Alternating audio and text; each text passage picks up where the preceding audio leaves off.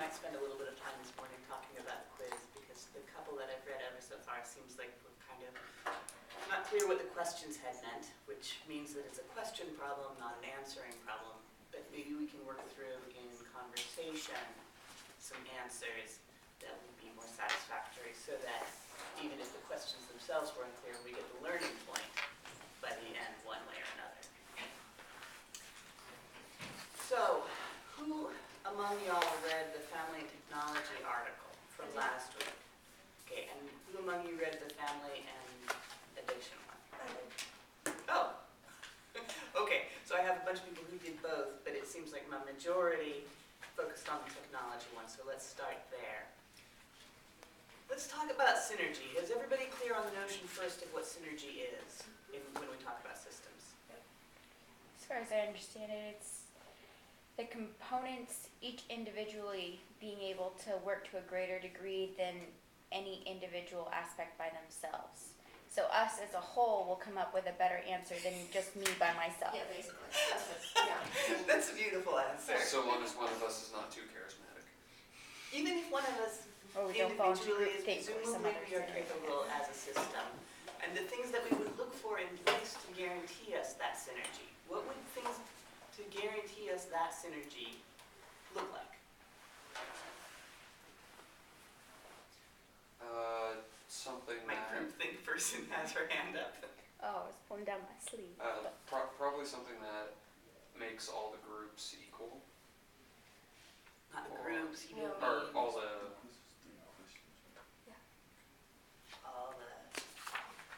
system components. Components. Yes, the system Alright. components. Not necessarily equal, or but a way to make it so that they're actually less tightly coupled, because the danger with charismatic, right, is that you're going to have everybody following very closely, whereas if I impose greater distances, and this is what Janice was talking about with groupthink. Mhm. Well, I think and then also some level of intercommunication, so it can't just be one party relaying to the other. So I'm going to go on a limb here.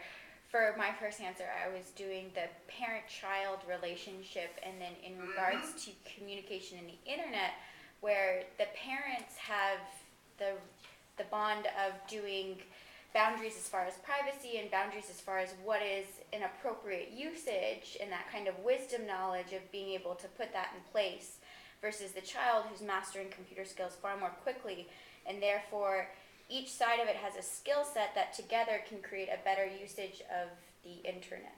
Does that make sense to the rest of y'all? Did you follow what she just argued? Synergy, I mean, it's basically the same thing as synergy. Yeah, that's what we're saying. Yeah. The synergies in that system arise. Yeah. For example, when you bring together the diverse pieces, well, somewhat diverse pieces, of parent-child to deal with the computer, because the parent hopefully brings, and it's nice that Caitlin links back to a reading that she'd done earlier with Sandra Petroni about privacy boundary management there. Brings that piece. Another thing brings the computer skills piece, and so we have synergies created, and it's therefore okay under those circumstances when those two things have been meshed to leave the kids on their own in their rooms. What did the rest of y'all say in relation to that first question? Where are some of the synergies in the family technology system? Yeah. As it's sitting on my desk at home, yeah, my quiz, this is going from memory. Okay. I really liked, I did not really care for the technology article. Okay. I just it didn't do anything for me. But I really, really, really, really related, unfortunately, I liked the addiction one. And as far as synergy goes, in an odd sort of way, there is a synergy in a dysfunctional home. I mean, Absolutely. Unfortunately, there is a dysfunctional synergy in a dysfunctional home, because as they were talking about it, you have lots of different viewpoints about the enabler and codependence and blah, blah, blah. But that does actually form, they do actually come together to form some kind of way that this household manages to work. Dysfunctional as it is, that's their synergy. That is their synergy. Dysfunction. But they make it somehow work, and they somehow pull it off to where they have some kind of a life outside the home, but it is still a dysfunctional unit, but it still has synergy. Yeah, it does, and that's one of the reasons it's very difficult to change. Yes. And so the second question that had been trying to get you all to think about ways to change systems, maybe we should start from there and talk about that. What did you say for the second That question? one is hard, Yeah. because I myself, I have seen, just over the years, because I have seen both of those at play.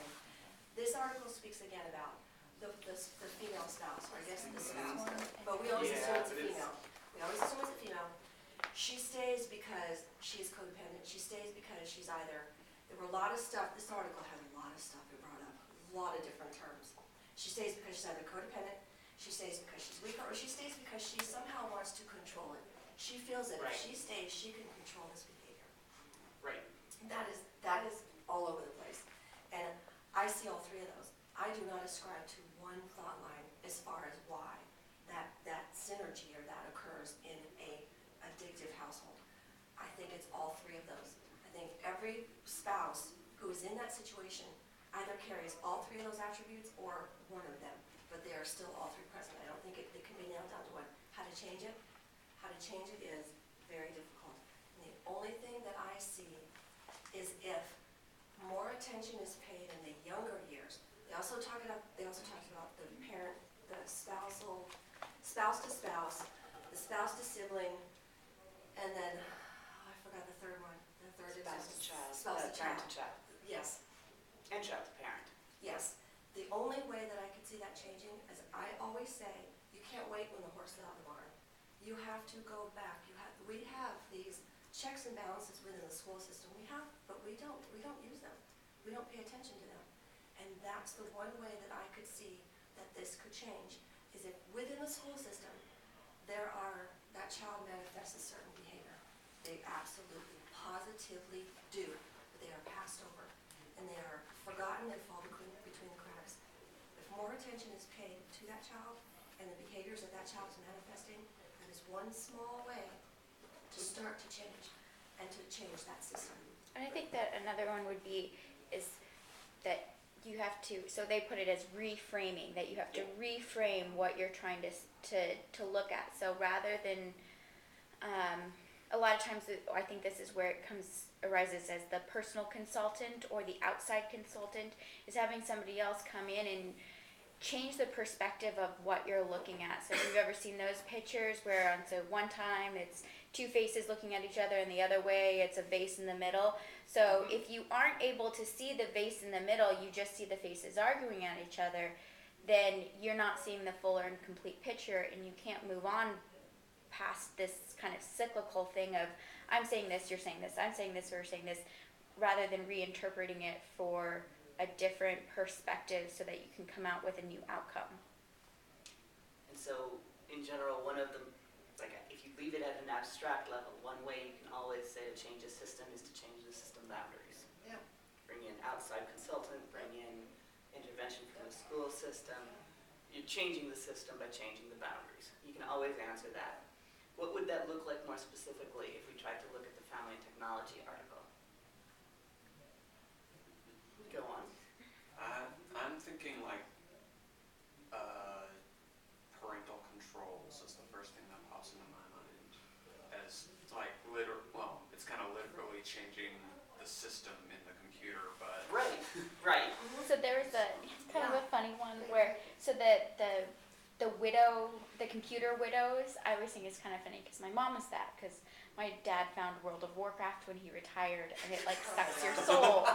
So she ended up doing this thing where she would control the Wi-Fi password, and she would leave a honey to-do list, like clean the washer, sweep out the garage, do something else, and then you get the Wi-Fi thing. So she still gets what she wants out of it, and he's not allowed to do everything.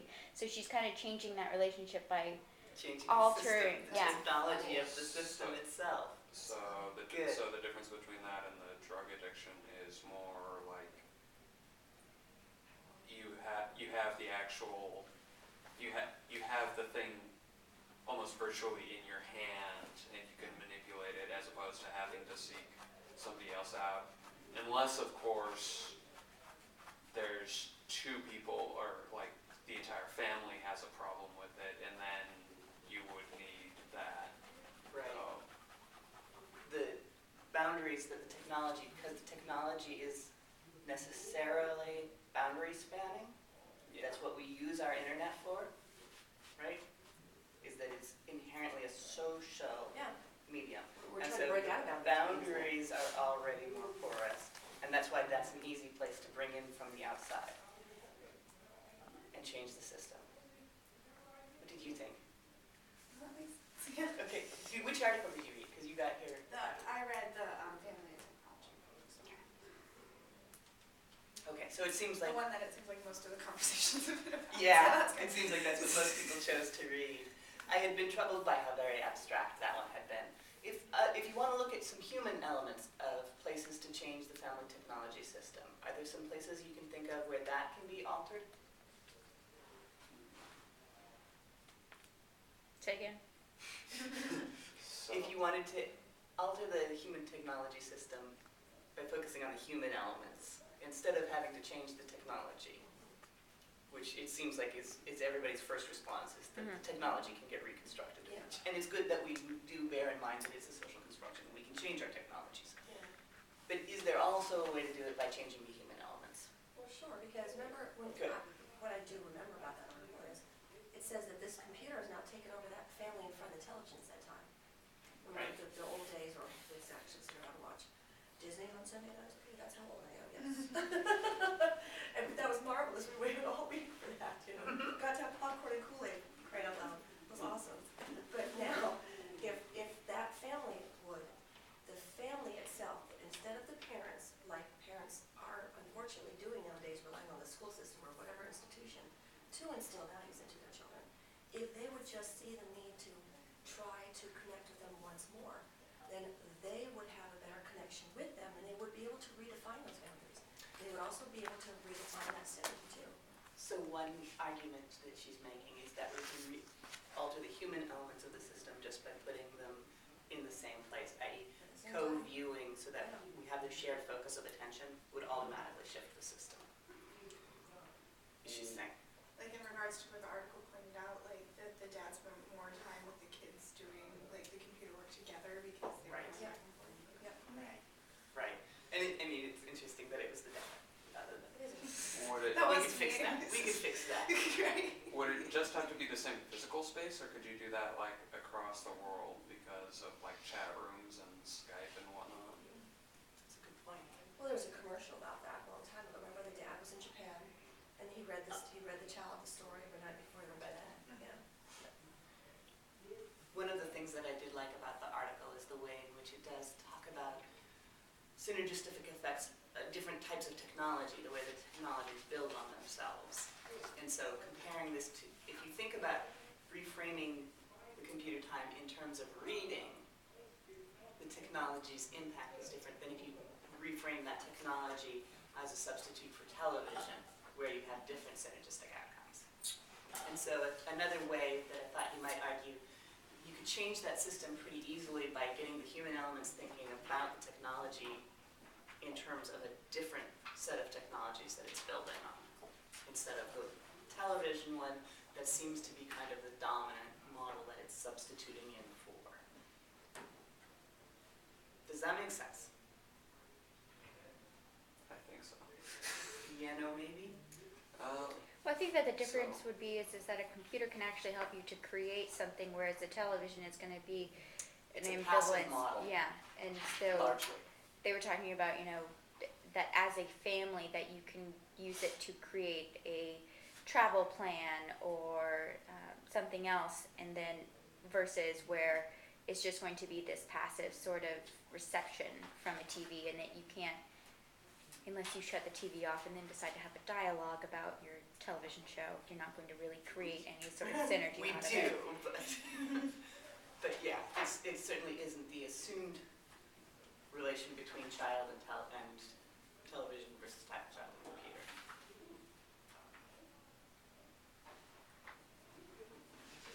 Maybe? Okay. Like, I think for, even for just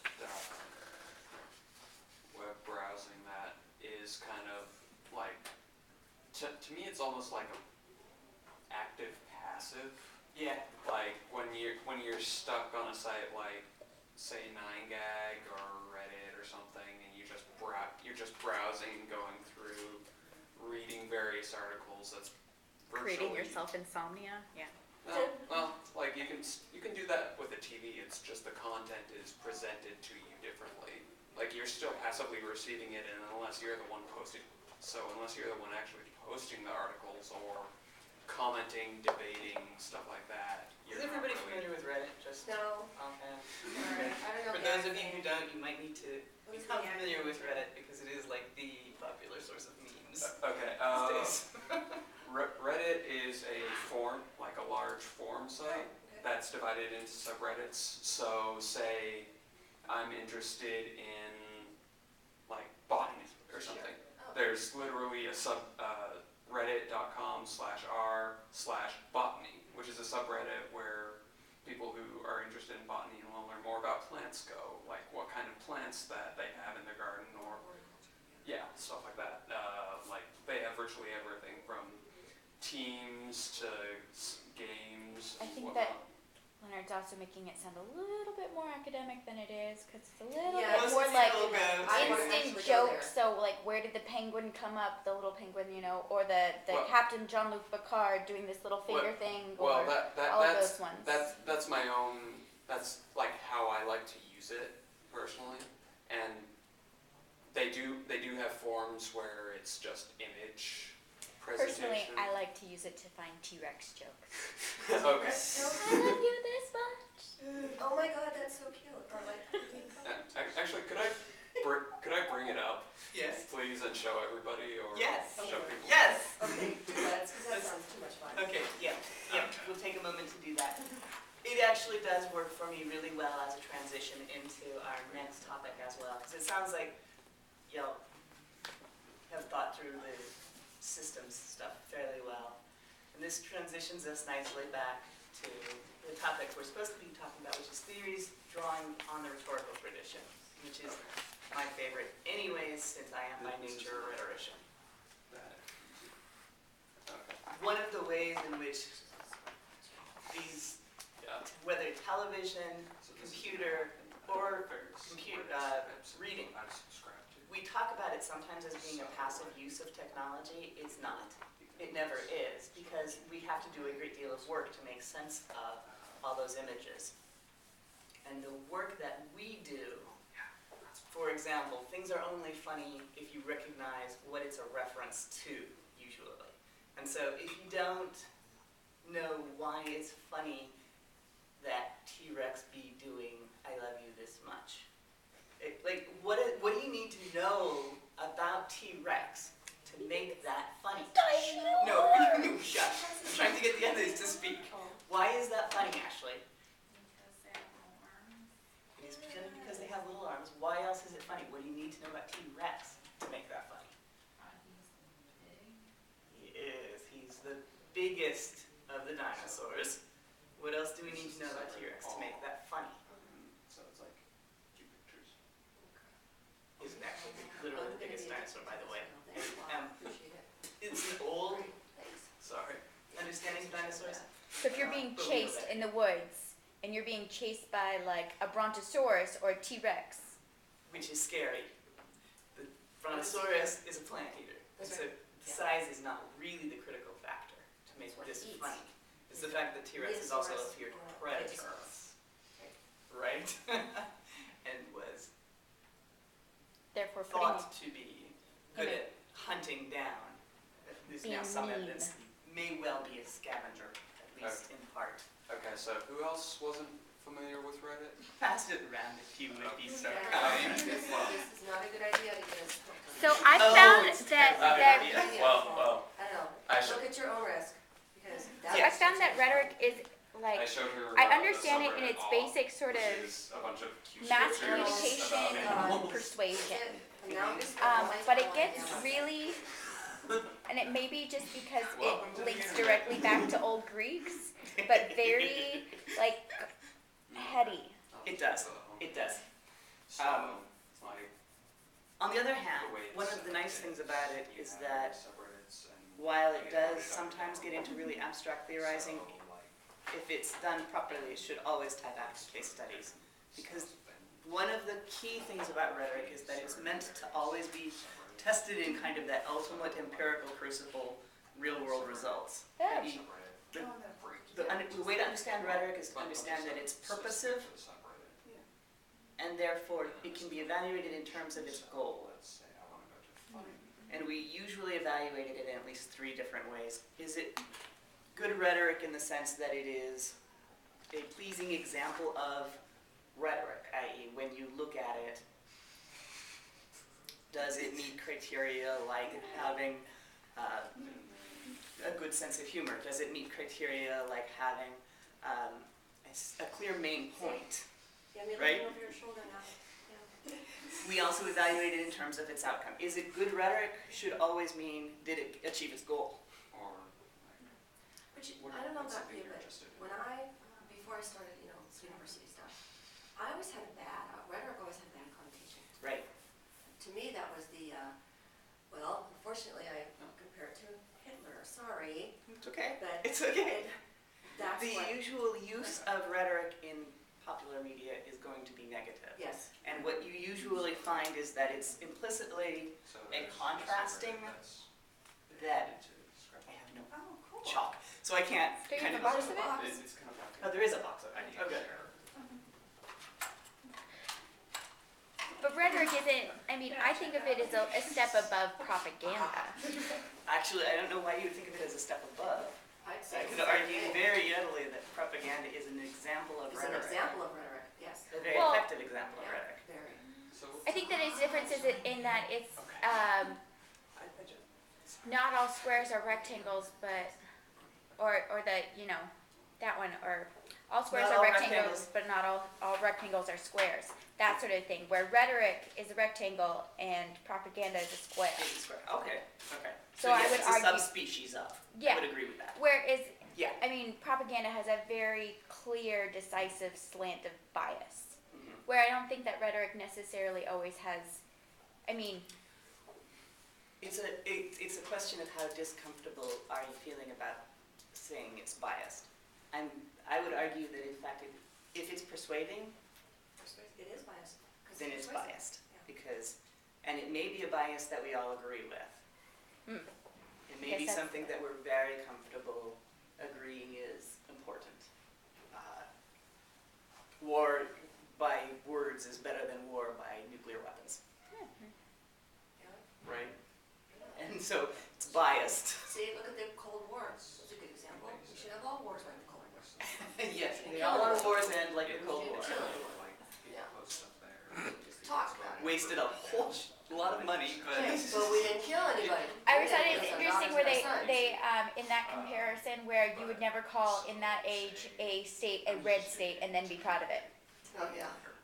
A red state, blue No, state. red state, blue state is something that we can only talk about as a metaphor after Cold War is safely not just ended, but that we feel like we won it. Yes. We have persuaded ourselves Oh, of course we have. that we won that war.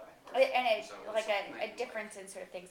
But the other one coming from the little graphic designer, so they do logos, logical proof. Yay! Right. So, goes back to our argument, but here's the thing. I love that you make these things explicit for us, because that very enjoyment of logos and the privileging of logos as a mode of proof is an example of your bias. Yeah. And it's a Western bias, and it's not based in anything other than cultural preferences. Now, they're fairly long-lasting cultural preferences.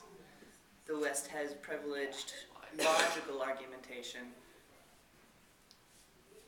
off and on to greater degrees for most of recorded history.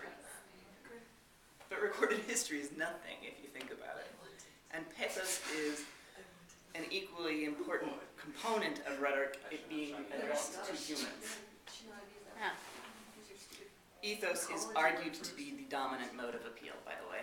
If you go back to understanding, Aristotle does everything in triangles. Triangle kind of guy. Yep. Always, always, always. One of the things that we like about Aristotle is that those triangles at least save us from one of the problems that Logos led us into during the Enlightenment, which was a terrible tendency towards bifurcation. Yes. And at least we can, by going back a little bit further, save ourselves from making false either-or dichotomies. Yes. Because look at your dialectical and dialogic. Right, both are examples where you're falling into thinking in twos instead of in threes or mores. Yeah. However, Aristotle at least will argue that both logos and pathos are subsidiary to ethos, and that character is all. Now, that leads me back to my original lecturing. I've been talking about how we evaluate good rhetoric in terms of essentially 3 levels of evaluating for whether an example of rhetoric is good. We evaluate it in terms of the thing itself, and we tend to apply standards like, does it have a clear main point? Is it funny? Right. We also evaluate it in terms of its effectiveness, because rhetoric is, at its heart, a persuasive attempt. We also tend to evaluate it in terms of ethics. And that's one of the ways in which it differs from traditional social psychological research, is that the ethics component remains embedded in most rhetorical theories. Now, a lot of the times that quote-unquote ethical component is to deliberately swear off making judgments. And so, a lot of rhetorical theories will indeed posit that Hitler is a great rhetorician. Unfortunately. And we do that on the basis of the effectiveness of it, but also on the basis of the fact that modern aesthetics are largely shaped by that. It's one of our first large-scale film production venues, for example, and the norms are in part shaped by that experience that we all have. Has everybody seen at least pieces of Triumph of the Will? No. Wait a minute, you know what? Tell me who played in it. It's a documentary. So What who is it? played in It's it an old was, one. It's an old one though. it's Leni Riefenstahl's Hitler Yeah. film. Yeah. Man, I wonder though. I can bring in, if you, or you can just view clips of it online at some point. Brought into persuasion. Yes, you've seen it at least. And so that set of film conventions become then the norm. Right? This is what we look for in documentary filmmaking. What was it, sorry? Triangle. Called Triumph of the Will.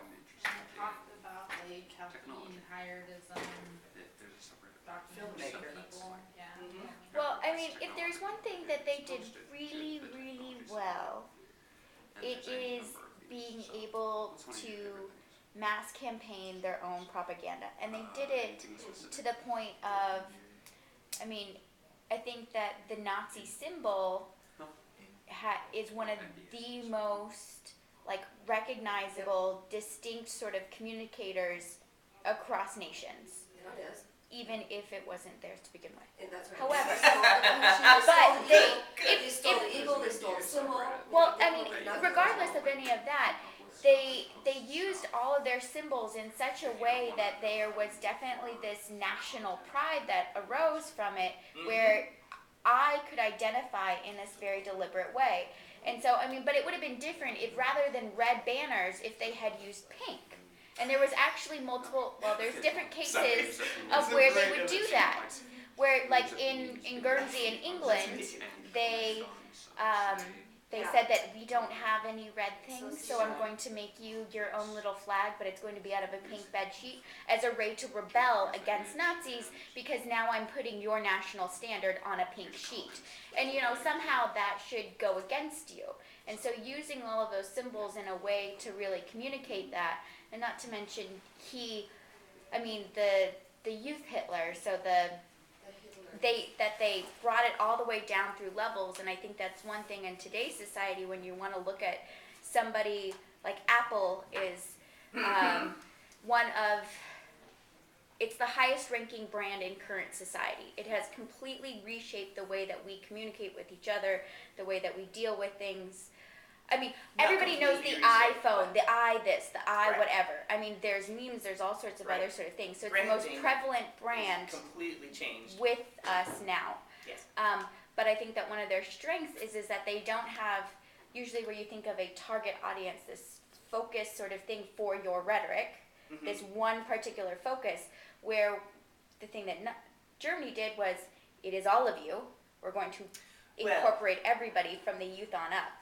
It's hierarchical it's not that it's everybody, because actually one of the, oh God, this is more detailed than you ever need. Burke has a beautiful talk where he says universalizing rhetorics can't work. Yeah. There's always a boundary being drawn. And in Germany, what we're doing is we're really strengthening the insider Well, yeah. by contrasting it to the rest of Europe. That's right. Or And another group even of certain people. segments of within its own population. I think that, Well, yeah, and differentiating within that, but showing how each has a role to play. and so Yeah. I think going towards your people who would be in a salon, so that versus that dichotomy of the us versus them, and that's where you get into the trouble with rhetoric, and that's where I think it starts turning into propaganda, which is Except that, right, yes, except that every time I address an audience, I'm already us versus theming it, right? In your public speaking class, by having a target audience, what's happening in that public speaking class that you took way back whenever? You're attempting to persuade them, or you're, Yes. You're biased towards them. Yes, we are creating this little universe, this little mini society, and you're bounding it. You're bringing them into the rest of this group is going to be brought into light. That's what persuasive speeches are doing.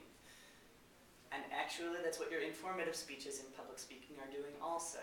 One of the arguments I try to work through this even with my 141 class students, but you can probably see it better now.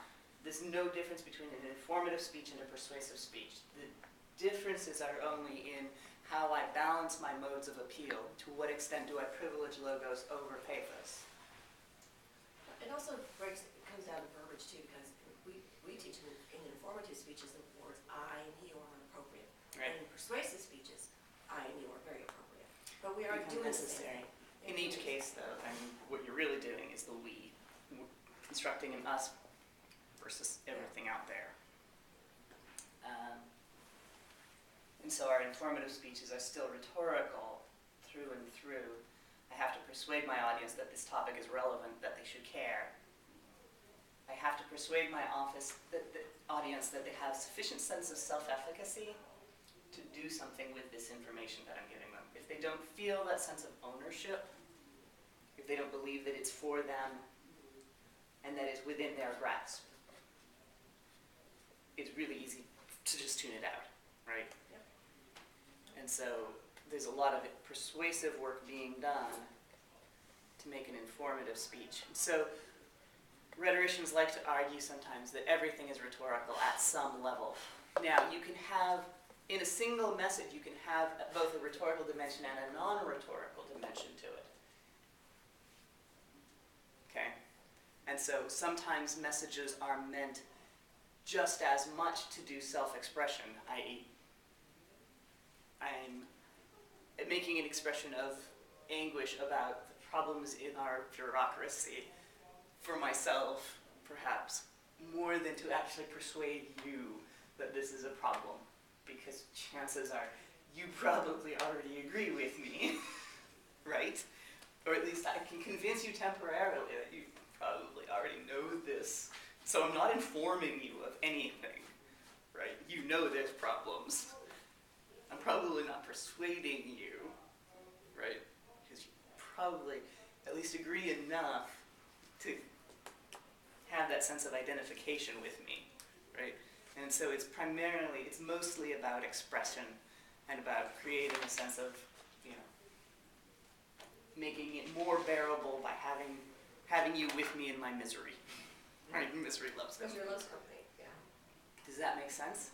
It can still be rhetorical, but it also has non-rhetorical things going on that are also important to try to understand that message. And so your rhetorical theory won't account for everything.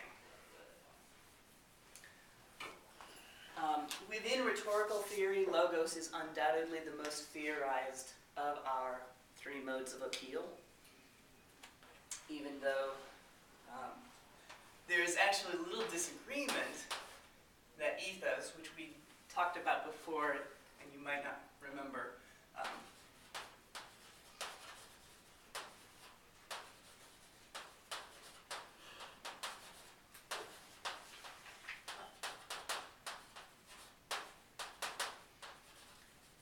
there's a little disagreement that ethos is the most important component of rhetoric, that it's the most dominant mode of appeal, it's the one that is most likely to make or break. However, we've been best able to theorize about logos. Pathos has probably been the hardest for us to theorize about. One of the better attempts at theorizing rhetoric has been to focus on those elements of our speeches that usually do the most work carrying those pathos appeals, and that's looking at narrative. We've done lots of studies of narrative from various perspectives. Earliest studies of narrative tended to be from an anthropological perspective rather than communication perspective at all. And they tended to focus on interesting things, for example, regarding fairy tales. And you may have encountered some of this work, some of the conclusions we came to. What can you tell me about fairy tales based on what you already know? That they have an underlying moral to the story. Always, always, always. I.e., they are rhetorical. There's a moral. They're trying to enforce and stabilize something in their societies. What else do we know about fairy tales?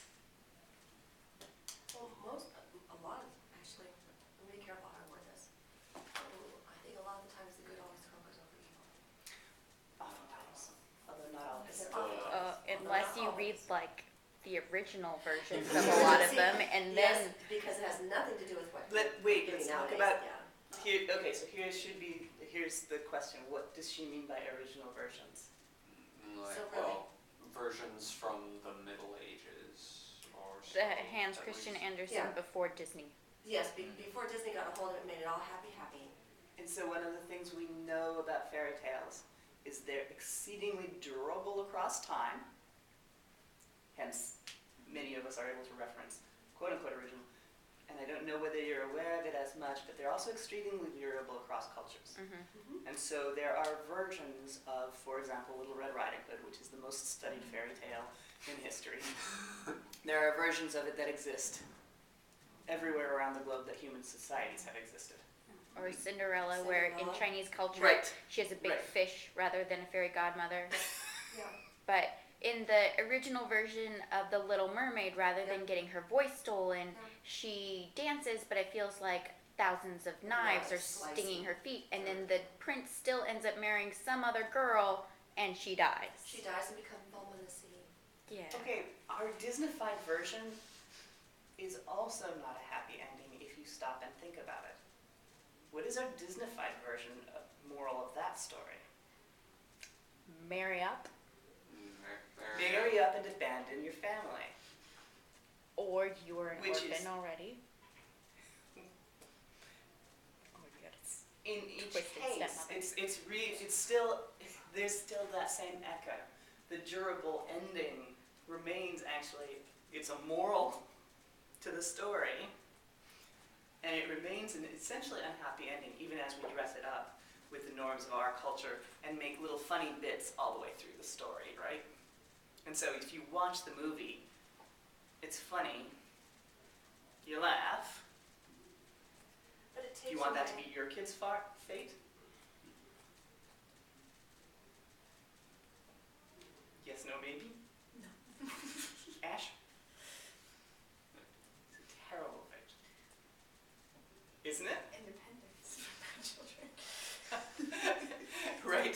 Not dependent on marrying for the future, but also not, I mean, yes, we like them to be able to be somewhat independent of the family, great, the moral about leaving family behind is necessary for our cultural stability, but Too, because she changes into something that she's not, so it's not really a good lesson to teach your kids that. But can I just say, Yeah. we have lost what you brought up, there's always a moral or a lesson to be learned. We have lost that with these new versions of these fairy tales. I wish we hadn't have done that. I'm not sure that we have. Have we lost them or have they changed? No, I think we've completely lost that. There's a message, there's a moral behind, because, like I said, Hans Christian Andersen is one deep, kind of scary guy. If you really, really read his original work, he's very scary. He's morbid. He is morbid. Sure. He's dark. Sure. They always. He's a product of his cultural times. Yeah, well, being Dutch, yes, and also just the times. I think the times that he lived in with all the unrest and it was during the takeovers, etc. But we have lost so much of what those original fairy tales were trying to portray. Certainly by Fisher- making them all happy now. In his theorizing, would argue that it isn't possible to lose sight of the fact that every story has a point, and that point does speak to ethics at some level. It's just dependent on the point being made, because like I think the original Right. Little Red Riding Hood was, or not the original, That's not Hans but Christian Andersen. well, it's still an example of what I'm most familiar with. Supposedly the original is the Beast, like Little Red Riding Hood was going through the woods and the Beast or the wolf, whichever version you prefer, goes and tempts her off the path and then takes her virginity. Mm-hmm. Yeah. So, and the modern, and actually there aren't really that many modern day Little Red Riding Hood stories, are there? Didn't they just come out with a movie? Yeah, they Yeah. did. Would we? So, Yeah. Yeah. No, well, there's Oh, that, what and is then there it? was one with Amanda Sigfert, something or other. Sigfert, yeah. I don't know actresses. I won't be She's a able to little track blonde that. thing. Oh, yes, okay, yep. But we also have stories. We have now the newer versions of the stories of that one. Did anybody see this movie over the summer? Red Riding Hood. It wasn't Okay. called that. It was something about hunting. No, you're thinking of Snow White and the Huntsman, aren't you? Oh, I might be. That was, Yeah, yes, you are. Snow White. That's Oh, Snow okay, White. Snow White. That's Sorry. Red Yeah. Riding Hood. Yeah. Yeah, but I think with that, or with the new version of the Red Riding Hood, now I remember it. of just the movie at least, but that seemed like the I know character there was a more- movie out of Little Red Riding Hood because it Yeah. was werewolves well- instead of actual wolves. Yes, Yeah. yeah. And there was this big werewolf scene. Yeah. It came out a few months ago. Ah! I thought Utterly that was- forgettable. Clearly, I don't know, utterly I don't forgettable. So I'm not recommending it. And yet there is some sense in which, okay, even an utterly forgettable story like this movie that I've blanked on has some kind of a point to it and has some kind of a moral, or we will interpret some kind of a moral out of. It has some kind of impact as we try to make sense of interpreting it for ourselves. I think that one thing that is hold true, like regardless of where it is, because even as I'm now thinking about it, I don't think that the whole going against her family thing even holds true in the Disney versions. I mean, the whole idea of Beauty and the Beast is that she runs off to go save her father, and that's her entire thing is that I'm going to take the place of It's my not father. consistent. Yeah, It's and- not consistent across stories. Agreed. And, you know, like Snow White goes and finds her family amongst little men, and she's trusting of her stepmother, sort of thing. So I think that that one is kind of It's not wishy-washy. a moral that's consistently being taught. Okay, so one of the beautiful things about narratives is that while we do test them for consistency, we're mostly testing internal consistency, not for external consistency, i.e., Mermaid can be preaching leave family behind where another one says cling to family in spite of all odds. And we don't usually, I mean, we can't. We don't usually dismiss a narrative for failing to agree with other narratives. We usually dismiss it for disagreeing, for not counting with the way that we live our own lives, or the way that we see our society functioning around us. And so, because our society is complex enough that you can see both storylines holding true for different families, right? We see examples of families where leaving parents behind was exactly the right thing to do, right? And was necessary for the good of both parts of the family. But we also can see a lot of places where, stay with family, because family is the only thing that will get you through the rough times. Nothing else can be trusted. Can I propose a difference here? Yeah. Okay, Hans Christian Andersen, I use him because I know him well. The Little Match Girl. There's a story about this girl who had a poor family, got given to a rich family. She becomes stuck up. She disowns her family, and then she throws out the bread that she's supposed to bring to her family and sinks in the mire, and then the mud people get her. Okay? That's not the Little Match Girl. No, I'm saying this another story that I forget the name of. Oh, And also okay. look at the ice, the ice queen or something Yeah. like that. Ice queen. Yeah. It seems to me the underlying message behind, there are 3 different endings, 3 different stories, and the Little Match Girl, she dies because she's trying to stay warm and she dies holding the very last match she was supposed to sell. Didn't do it, she dies in the cold and she's frozen. Within the story of the girl and the family, she ends up sinking in the mire, going down with the mud people grabbing at her because she didn't share, because she was selfish. And the Little Match Girl died because of the selfishness of society. And then within the Ice Queen, I wish I could remember the name of it, the Ice Queen, that was where selfishness is left behind and loyalty wins out. So I think if anything, that the message the older original fairy tales were saying was based on selfishness. Selfishness of society, selfishness of self, because that's what either would have saved the Little Match Girl or killed her, or saved the little girl when she completely became stuck up and completely forgot her roots and became extremely self-centered. So she got her comeuppance. And then there's another little story about another little maiden who was in a family again, and she starts rocking and quaking when the light comes upon her because she gave up self too. It seems to me that the message behind this was selfishness.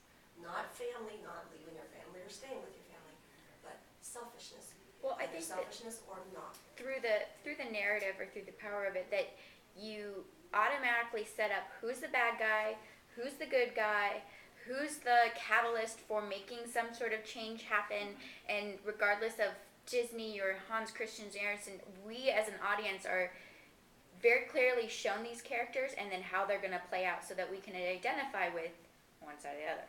Mm-hmm.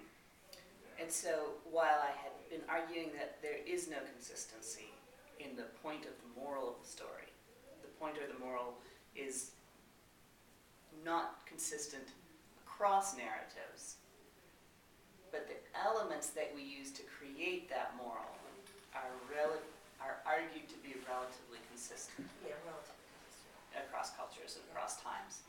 And so, as we were just trying to work through, you get fairly standardized pieces, and then you just see a million variations on those pieces as we try to do different things with those same narratives.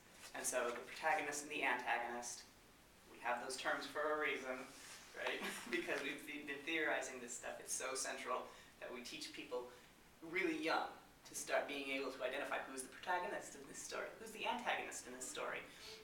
There's a test to be overcome. There's a peaceful state at the beginning. There's a peaceful state at the end. Not peaceful necessarily, but stable. There's usually an agent of change. It might be the fairy godmother. It can be the winter storm for King Lear, right? Yeah. This agent of change. We can start identifying, and different theorists have done different lists of what the common elements are. Probably the best known is Vladimir Propp, who identifies a list of 12 elements of narratives. And that's, like I said, going back to kind of the earliest studies, trying to systematize studies of narrative. He's an anthropologist. How do you spell his last name? Prop, P-R-O-P-P. You like Vladimir Prop. He's a Russian. Well, that's not why you'll like him. That's a complete tangent. But it does make it very interesting that I can take those same elements from Vladimir Prop and apply it to a legal case today and predict with fairly good odds who's going to win that legal case. Now, this tends to work better for civil cases than for criminal cases. But in civil cases, you can usually tell who's going to win by who has the better story. So within rhetoric, the 5 canons of rhetoric. Okay, right. So, the canons are basically steps in the production process. And one of the beautiful things I love about rhetorical theories is that at their heart, they're very practical. They're about helping you do better, whatever it is your goals may be. And yes, sometimes there's the moral component that talks a lot more about what our goals should be, what's an okay goal to be reaching for, what's not okay, and why it's not okay. But they're about how to. And so your 5 canons are your how-to steps. The first one is invention. Where do you come up with your ideas? How can we do better about coming up with ideas? There are ways, and different attempts to systematize this have been studied over the years. So for example, there are a series of exercises drawn from Rome that we still use sometimes, especially when we're teaching younger people, in which we give them a list of what we call topoi, topics, to compare. And so their task to invent systematically, to come up with new ideas as comprehensively in relation to a topic as they can, is to go through this list and think about, okay, so what's bigger than this? What's smaller than this? Right, so like what's a bigger issue than this? What is this issue part of? What is it smaller than, right? What are its component parts? What is it made of? Who are the stakeholders? Who are the people in this? If you had to come up with a starting point, a cause for this issue, what would you say is the cause? What if instead you see this issue as the cause? What if you focus on what this is causing? What does that do? There's a method in marketing communication where you, to each thing you ask 3 questions. Before you answer anything, you ask 3 questions. Okay. And then perhaps like you have a group that is very passionate about saving dogs. That's their entire reason. Okay. And then you keep asking them, why is this important? Why is this important? Why is this Yes. important? Yes. Until they get down to, well, because dogs are great. Why are dogs great? Because da-da-da. Okay, why that? Da-da-da. So you keep questioning the reason behind And what your motive eventually is. what you'll do is you'll develop a whole huge array of arguments that you can use for your purpose, right? And so the goal with invention is to be as systematic and as complete as you can, because the next step is going to be to pick what are the good ones. And we say good, meaning likely to achieve the goal you're after, with your audience, with your purposes, speaking from who you are. Which of those, having invented, come up with as close to everything under the sun as possible, take your pick. And that's arrangement. And then we come up with some method of delivery. The canon that they refer to as the lost canon is memory, because our recording devices are said to have freed us from needing that. Plato, for example, hated writing, and Plato himself never wrote anything. We have some records from him, but the argument had been that it's an evil thing because it will lose us our memory. He tells this beautiful myth about the Egyptian pharaoh. The god of writing in Egypt was called Thoth, and the god came to him with this offer as, his gift upon being pharaoh, and the pharaoh rejected it, saying, no, this is an evil thing. It will lead to forgetfulness. It will cause disunity among my people. It will. I should use that as a case for my thesis. It's a lovely little narrative. And you hear that same set of arguments repeated. Like the rhetorical tropes pulled up in the Egyptian king's response to the god Thoth are the same ones you hear every single time when a new technology gets invented. Yep. Apple could give you he could cite chapter and verse on that stuff, because every time they come up with a new innovation, you hear the same arguments. It's going to lead to disunity among the people. It's going to fragment, our culture. It's going to have these terrible side effects of, forgetfulness often gets mentioned, but also it's anti-learning. Okay, humans don't not learn. We may learn things that are slightly dysfunctional, but we don't stop learning.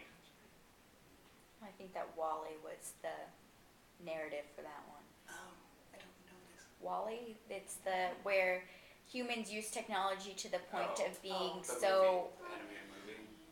yeah. I think I it's don't know this.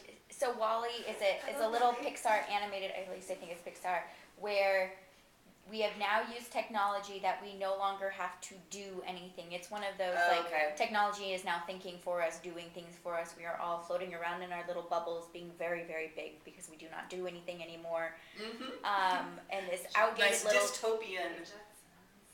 Yeah. so now this little outdated technology piece is on Earth looking for a plant or something that we haven't destroyed yet, and he's collecting human artifacts and he is now personifying this little human character, and he falls in love with a newer technology, and her entire goal is to bring back this little piece of organic Plant life.